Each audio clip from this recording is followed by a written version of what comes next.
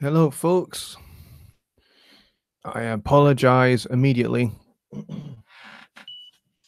for being almost an hour late. I apologize.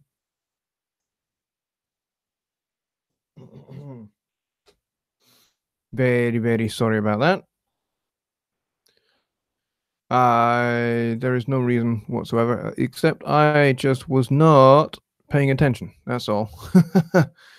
Thanks to Mr. Mike Neighbor for giving me the prompt.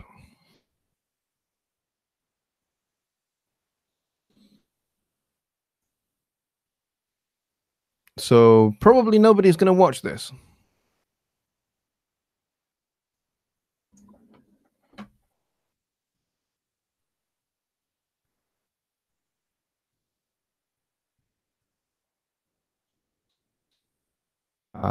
But we'll see.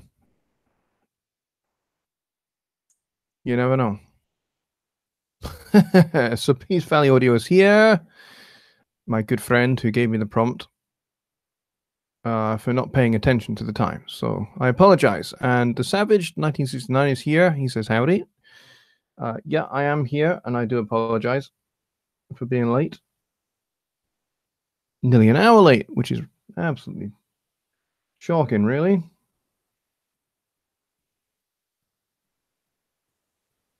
This is what happens when you're in the throes of preparing to move and you have 3 weeks to go. And we are trying to speed pack at the moment. So I do apologize for not paying attention to the fact that it was nearly 7 o'clock instead of 6. So I apologize for that, folks. So, good evening. Let's start again, shall we? Now, the quality of my stream might be a little bit rubbish today in terms of actual technical quality, you know, audio, picture, that kind of stuff. Because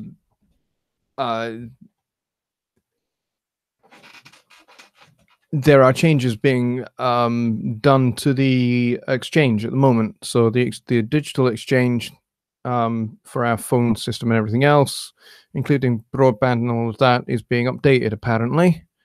So consequently, our internet is even slower than usual. So, and it's already pretty dreadful as it is. So this might look like I may as well be sending out a carrier pigeon because that's just the way it is. So yeah, so I apologize. And so for that reason, there may be just only a few people watching tonight. And so for that reason, I think I will probably keep tonight's show a little bit shorter than normal. And I'll make it up to you maybe by doing something midweek this week. So the news is that yes, we are moving, and I think pretty much everybody knows that we're relocating to a new premises, which will be in about 3 weeks' time. So here's the thing. We had a date to move in of July 2nd. Now, the people that are going to be our landlords, they're friends of ours. Let me just move my chair a little bit. They're actually friends of ours. And here's the thing. They are offering us their flat, their apartment, which is a sort of, it's the upper floor of a house. And they're offering that to us because they were moving out of town. They're moving out to a place called Ratho, which is about half an hour or so, half an hour drive outside of Edinburgh. And so they were going to rent their place out. So they applied for a mortgage for their new home, and the mortgage, yeah, there were some difficulties, some complications. So everything got held up for Yeah, nearly a week. And actually, at one point, the whole thing kind of nearly went completely, entirely south, and looked like it was not going to happen at all. So we were completely stuck. But glad to say that pretty much subject to confirmation, which I should get tomorrow.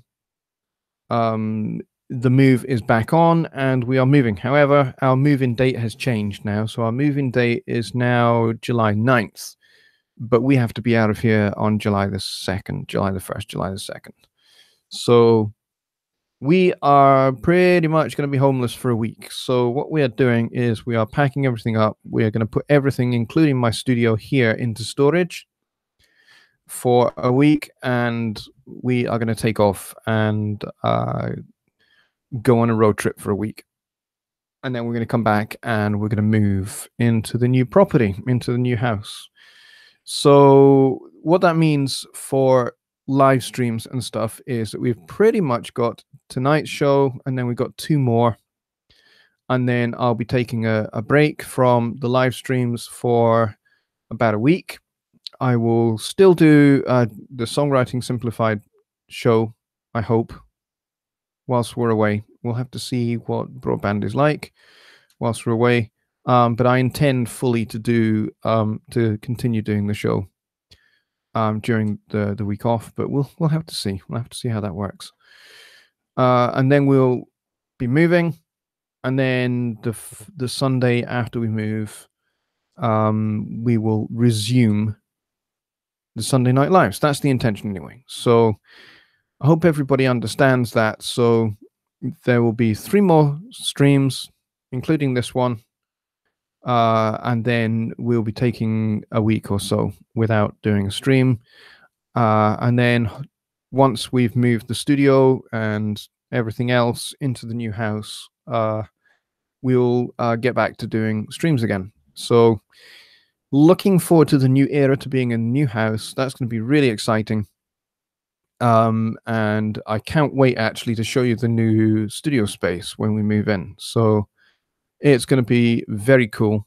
And yeah, it is out of my control, but still frustrating enough that we've had to change kind of plans quite significantly. But hey, at one point it looked like it was not going to happen at all. So, and we're going to be potentially homeless for a much longer period. So, but yeah, really happy that it's, we're only going to be out for a week. But as I say, subject to confirmation, I should get confirmation tomorrow for certain that we're moving, because they will get their written confirmation of their mortgage and stuff, hopefully tomorrow. So that's where things stand on that at the moment. So I am spending the next 3 weeks pretty much every single night working to get client work all done, and videos and stuff all done, and any videos that I have outstanding I will schedule so that they go out whilst I'm away. So that's that should bring you up to date with everything this side of things. So it's been a busy time. And this flat is starting to look pretty bare because everything is starting to get put into boxes. 15 years worth of life, and the place looks a little bit weird around here. The only sane place in this house at the moment is this room. But there it is. All right, so I do apologize for being about an hour late. So, and as such, I think we should just we should forget really the talking point. I suppose the talking point was my move. Let's jump straight into your questions, and we'll get through as many as we can for the next sort of 20 minutes or so, and then we will wrap it up. All right, so thank you to the 12 of you so far who are here. I really appreciate everybody coming, even though I should have been on here an hour ago. So thanks, everybody. Really appreciate it. So let's get into your questions. You're all reporting that the stream's coming through okay, which is good. I appreciate that. Just Bob says, glad the move is finally working out for you and your family. Yep, we're really pleased as well. And it means we get to move into this particular place that we really wanted to move into. We thought we lost it. So it's nice that we're actually going in there. Savage69 says, I solve similar issues by keeping multiple properties. Not a fan of moving at all. Yeah, neither are we really. Um, I tend to have lived for like 10, 12 years in one place and then I have moved. And so in this case, yeah, I've been in this particular place, this studio for 11 years. So moving is going to be interesting. I had hoped that we wouldn't have to move for maybe another year, but so kind of like my moving timetable, my everything timetable has moved up a little bit. So that's that. My good friend Mike Neighbor at Peace Valley Audio, he says, can you explain the new way the humanize function works in version 4? The new way that humanize function works in Studio One 4. Well, essentially, humanize hasn't really changed that much. It's still a case of you hit the humanize button, and that's essentially how it works. So it's still by and largely the same. Let me get Studio One 4 open, and I can show you guys what I mean. So if you give me a minute for it to load up whilst it's doing its thing.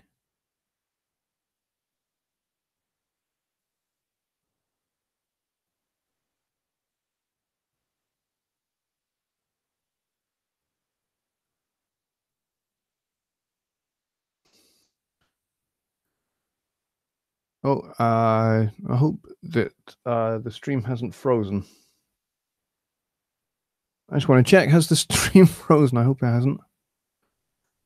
Let me just close out a few of these tabs and buy ourselves back some RAM.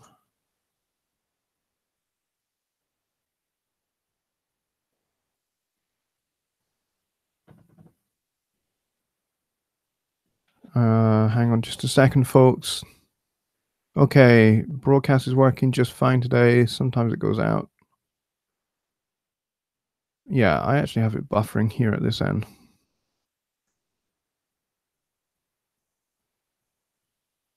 Which is not good. Okay. All right. Just Bob says it's good. All right. Well, that's good. Because let's see. Let me open this. Let me open this. Let's see. I need to share my screen. And it's always a bit of an issue with flipping Google Hangouts to do this. There it is. Let's just hit that button there.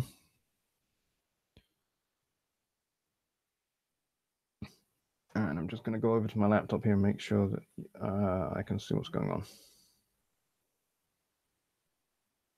on. Chris says he had to change to the laptop, but it's great. Oh, that's good.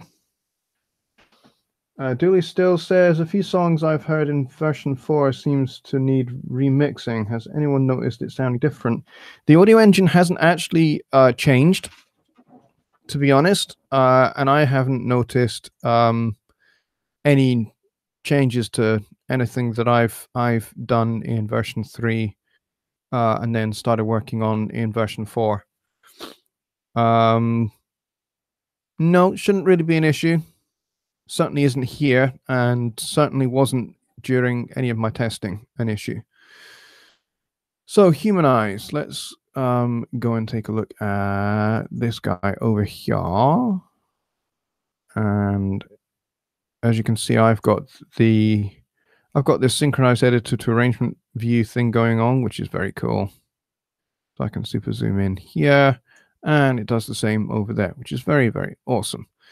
Okay, so what you're talking about, Mike, is you're talking about humanize being different. I'm not convinced that it's that different, to be honest, from what we would normally expect.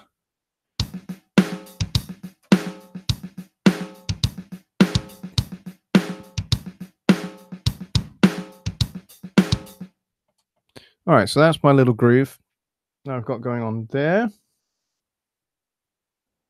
How do you get the note thing on the bottom of the fader channels? I'll get onto track notes in just a minute.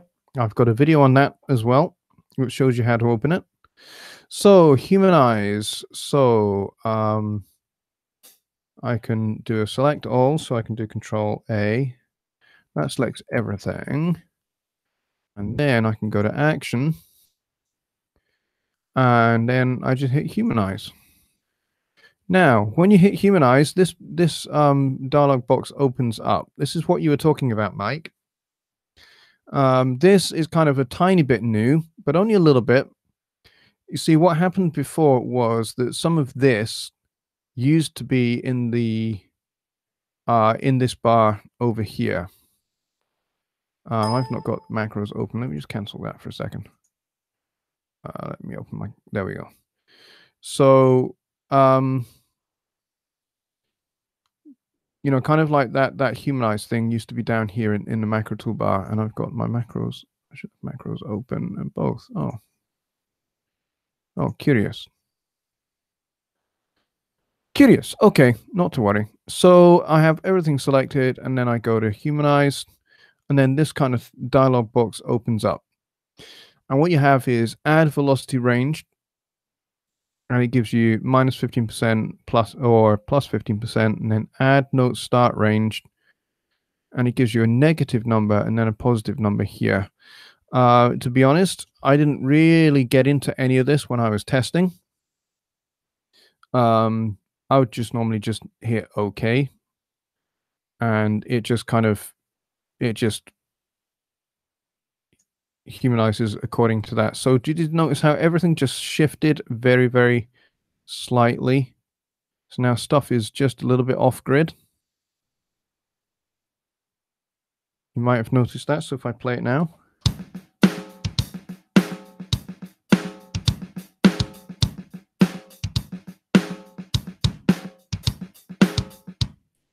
Everything's just a little bit looser. In fact, I think that's a little bit too loose.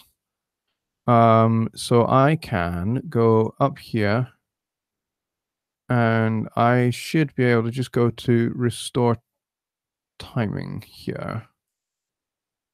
And that should restore everything to... Oh, it doesn't quite restore everything.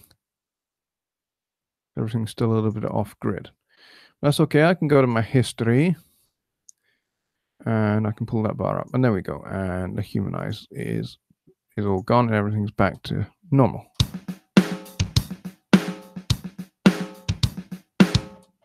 All right, so yeah, the humanize button's a little bit interesting. What used to happen in version 3 when you hit humanize was you got some options here, as I recall. I don't really use humanize that much because mostly I don't really use quantize that much. To be honest, I prefer to go and spot fix rather than actually quantize whole things, because I don't like MIDI to be really rigid and robotic. So I don't tend to like have everything exactly on the grid. But so there you go.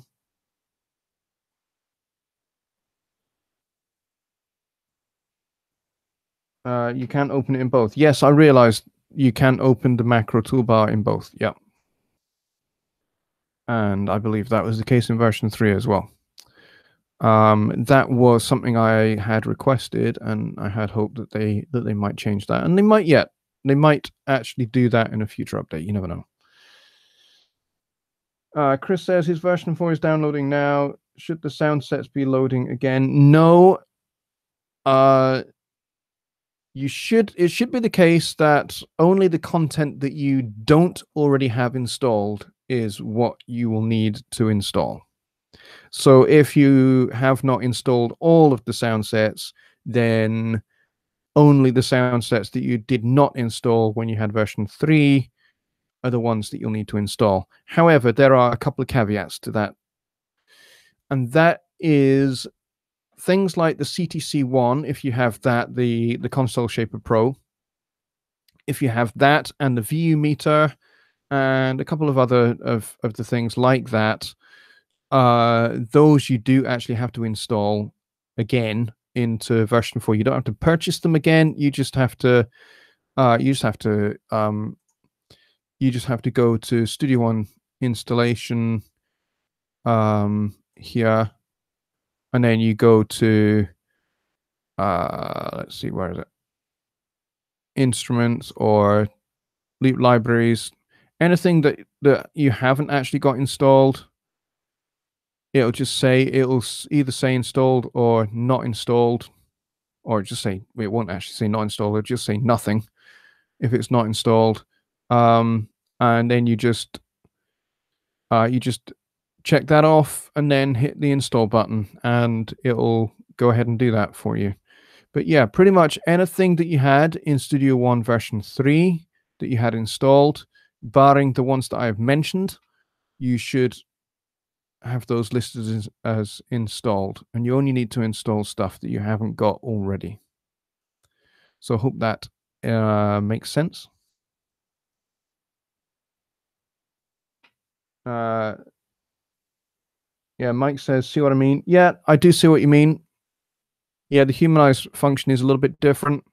It's not that massively different. It gives you some different options.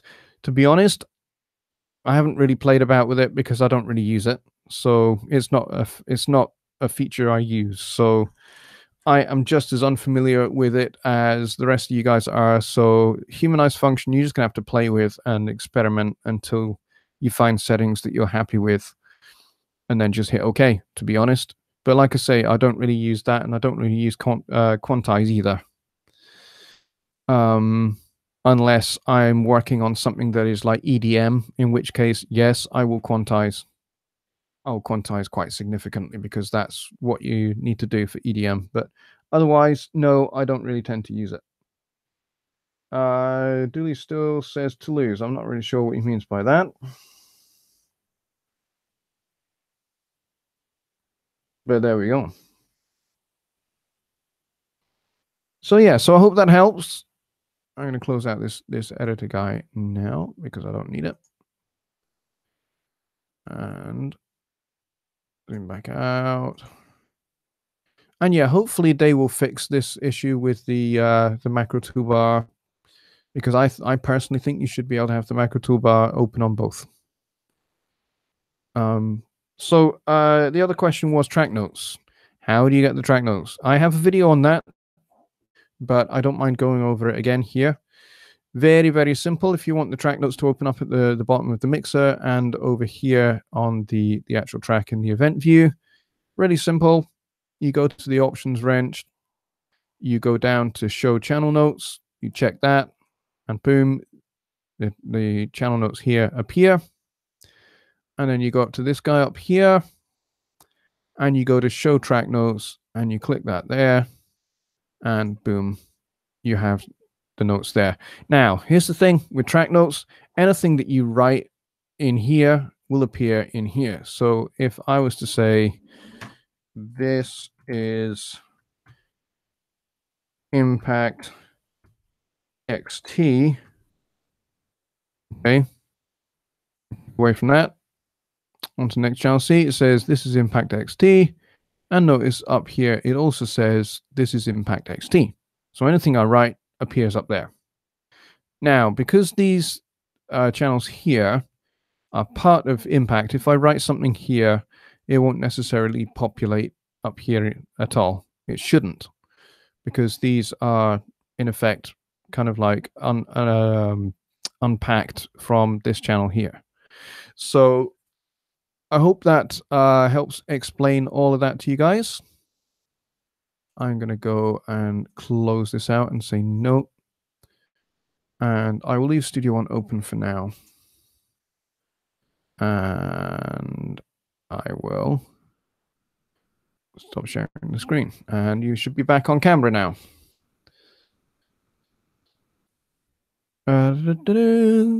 Bobby Booth says, "Have you checked all the Fat Channel plugins? Which ones do you like?" I have. I spend a lot of time testing those actually, and they are very cool.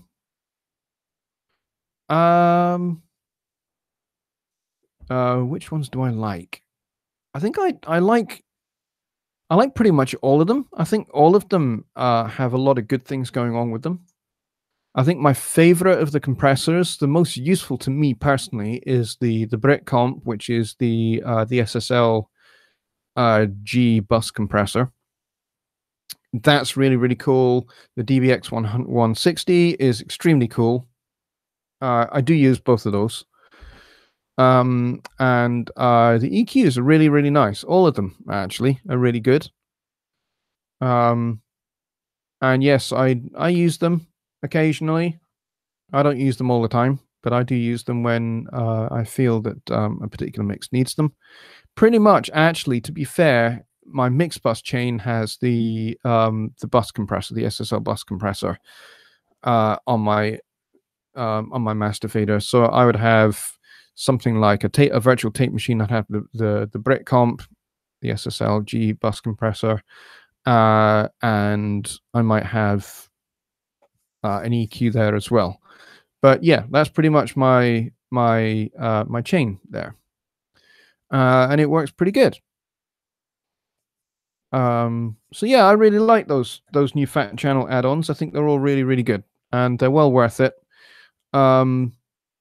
If you have the Studio Live Series 3 mixer, you can download the DSP versions of those add-ons and have them in the Fat Channel on the console, which is terrific. I mean, that's what they're designed for primarily. They're not really designed fundamentally for Studio One. They're designed fundamentally for the Studio Live, but the reason why you have them in the Fat Channel is because the Fat Channel, fundamentally, the reason why you have the Fat Channel in Studio One is because you have the Fat Channel on the Studio Live mixers.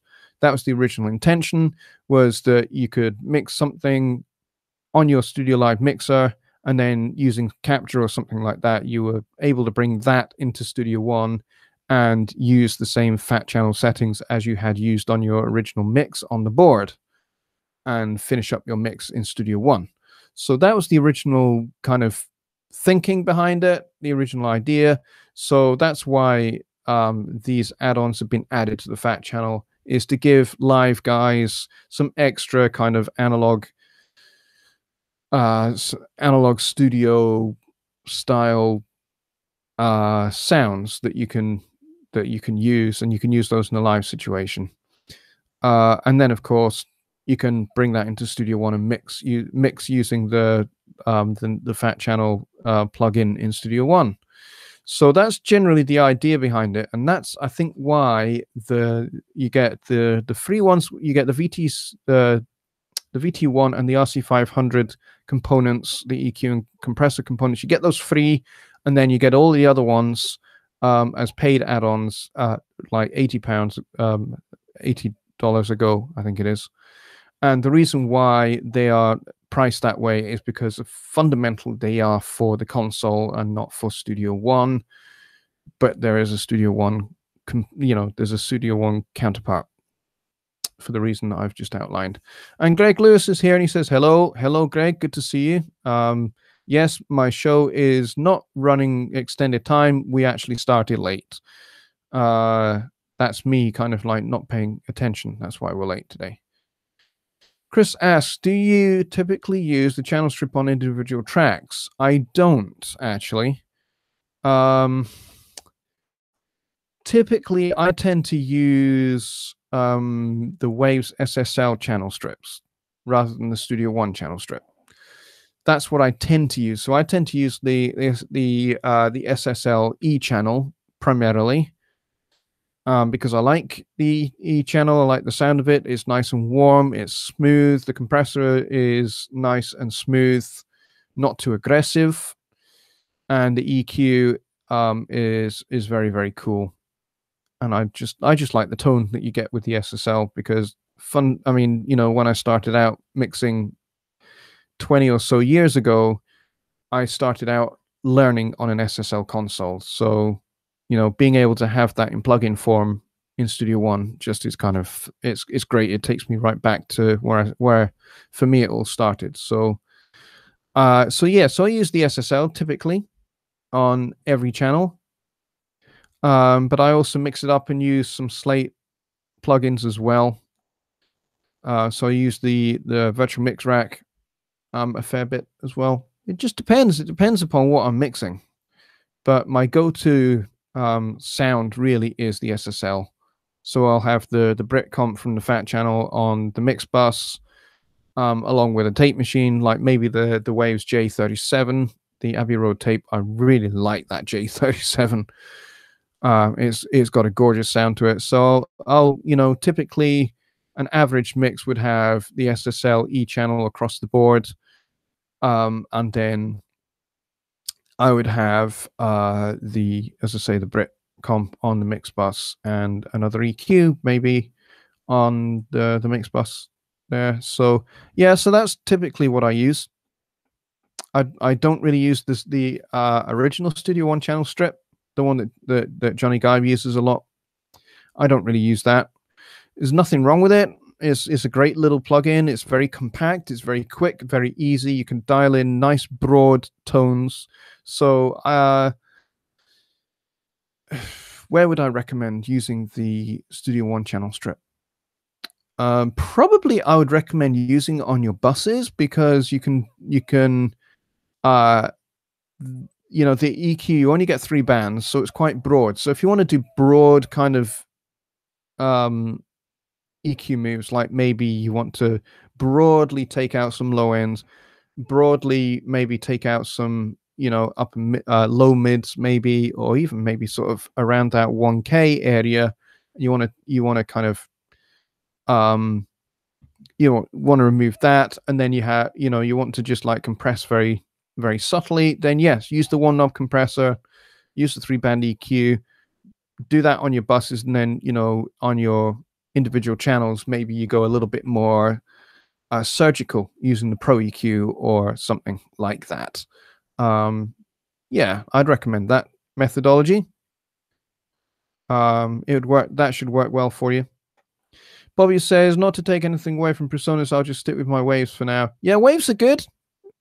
I first started using waves as way back.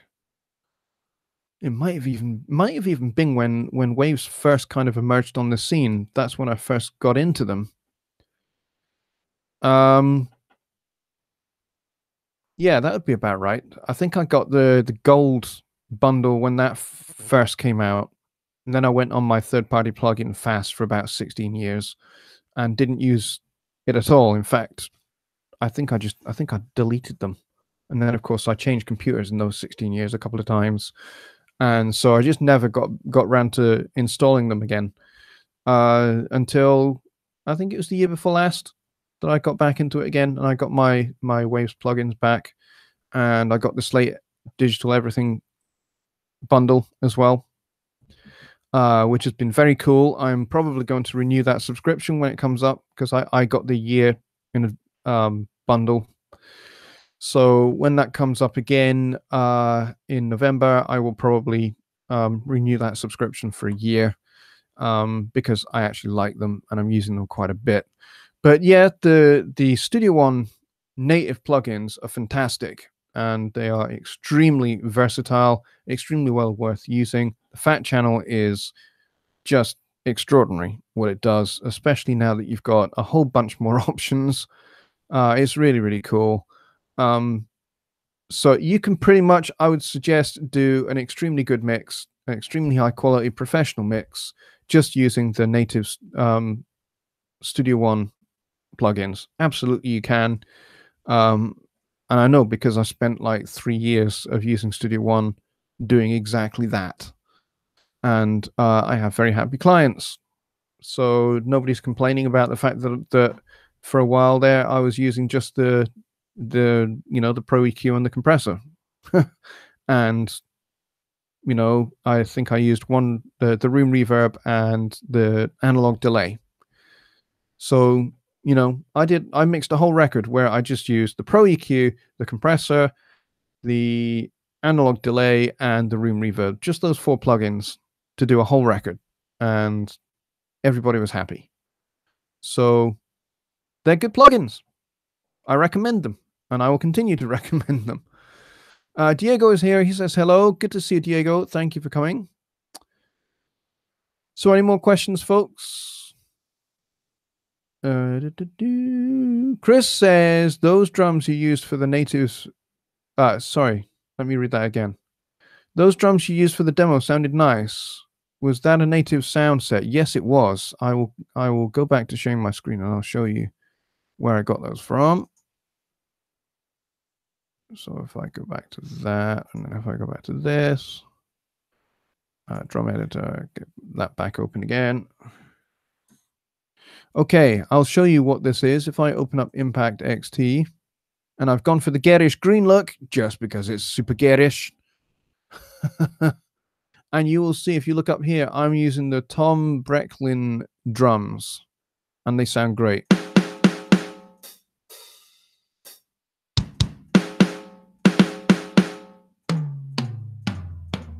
And the crashes are really nice as well. You've got a nice bell there and a nice edge of the ride as well. So you can give this a wallop as well. Sounds really, really good. And you've got a nice clean sounding ride as well.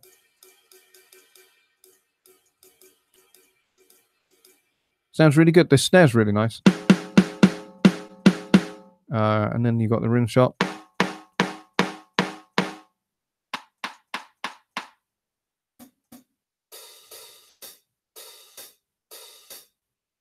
Sounds really good. Nice little drum set. And yes, this does come with Impact XT. So you can totally use this. And that brings me on to Impact XT, which is extremely cool, what they've done with it.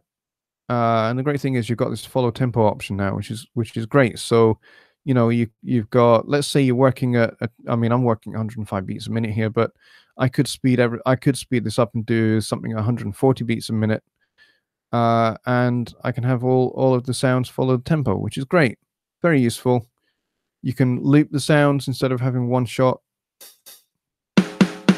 So I could loop that if I wanted to. But I'm not going to, because I quite like sort of a much more traditional kind of sounding drum.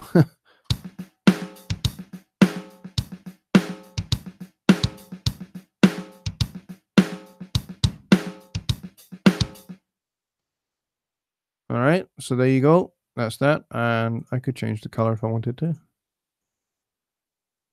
Oh, that's nice. Oh, I like that. I'm going to stick with that for a wee while. There we go. All right, so I hope that helps. Let's go back over here.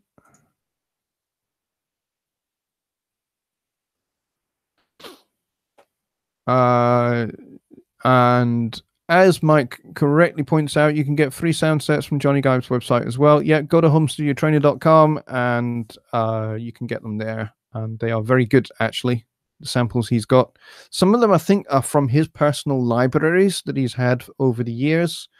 And some of them, I think, are actually samples of his actual drum set in his studio. Bobby says, I only use the stock plugins on contests, and on challenges, I try to use third-party plugins. Well, that's a cool idea, actually. Yeah, if you're entering a contest, not a bad idea.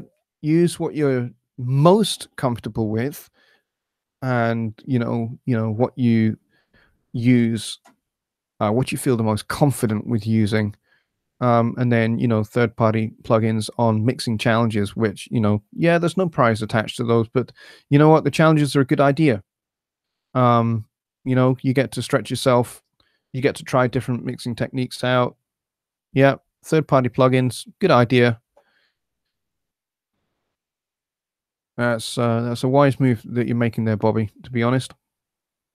All right, so I'm going to take a couple of questions, and then we'll wrap this episode up a little bit short tonight. I'm really sorry, folks, that we're about an hour late. I should do a contest, Diego says. What you mean, one of Keith's contests? Is that what you're referring to? You think I should do one of the Studio One Sessions contests?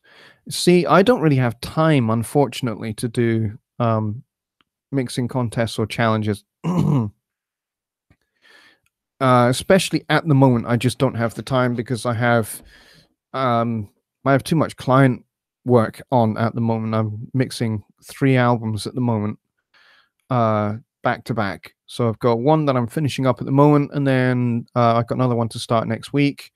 And then when I've got that record done, that's a 12-song record. So that's going to take me just over a week, maybe 10 days to do.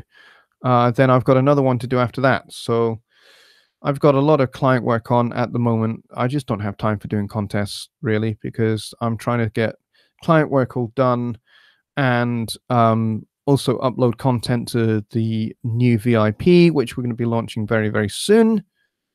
We're at that point now where I can actually upload content to it, which is great. So you know, you guys, if you want to be VIP members, when you go to sign up and join and everything else, there'll be stuff there for you to go and check out. So I'm working on that as well at the moment. Plus, packing to move. I just don't have time for doing contests and challenges.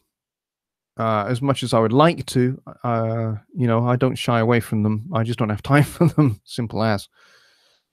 I'm afraid. So yeah, I'll take maybe one more question, and then we'll call it a night because it is 1:30 in the morning here, and I have to be up at like 6:30, so I can get my kids to school for 8:00. So that's just the way life is right now. And I realize I should have been on much, much sooner than this, so I'm going to be paying for it tomorrow. Okay, any more questions? If not, I will wrap the show up in just a couple of minutes. I'm going to give you guys a little bit of time because I know that there is a delay with chat.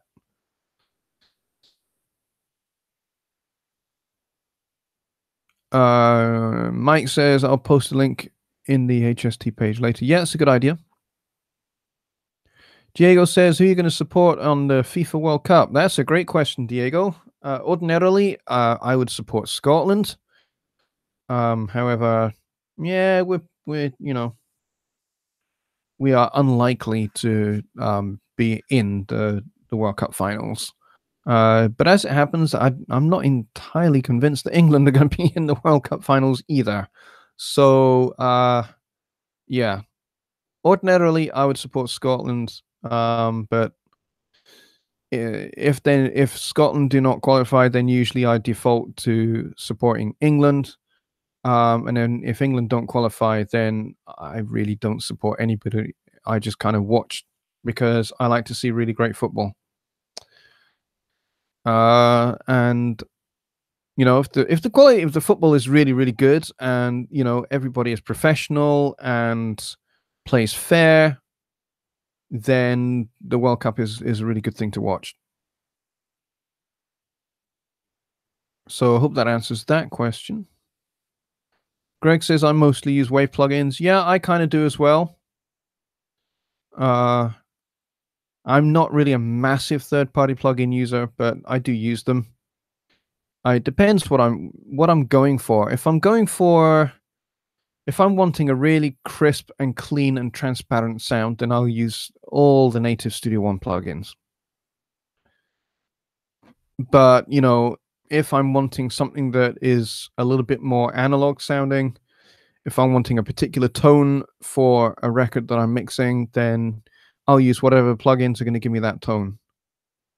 So, you know, that'd be, you know, Waves or Plugin Alliance or Slate Digital or whatever. I mean, I don't use Universal Audio stuff because A, it's way expensive, and B, you really need to have the DSP, the Universal Audio Apollo and all of that kind of stuff. You need to have an Apollo rig, which is a massive investment of money. It's well worth it if you've got the money to do it, go and, buy yourself a UAD system and, get a couple of quads and a couple of octos and, just have a ton of DSP and be able to run lots and lots and lots and lots of plugins.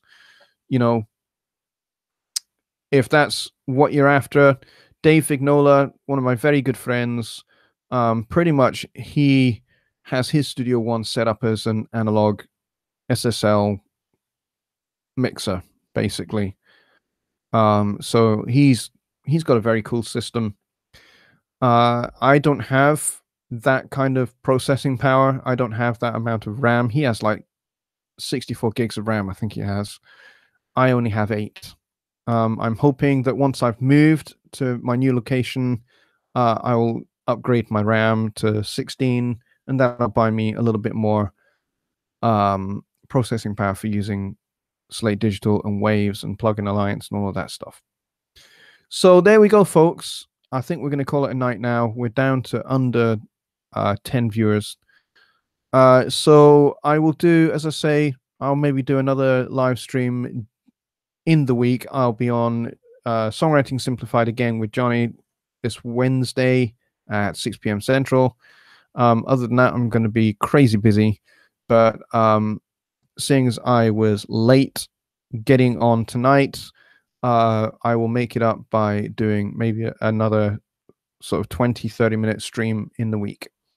All right, folks, thank you to all of you that did come out, that hung around for an hour and waited for me to go on. I really appreciate that, and I will see you guys in the week. Songwriter Simplified over on Johnny's YouTube channel, 6 p.m. on Wednesday. Be there, bring your songwriting questions, and the last couple of shows have been really, really cool. And we've got into some really fantastic subjects. So I have no idea what Johnny's going to hit me with on Wednesday, but it should be good. I'm looking forward to it. So I will see you guys in the week. Take care. Have a fantastic week. And I'll catch you around on the Personas Forum or Facebook or somewhere like that. Take care, folks. Bye for now.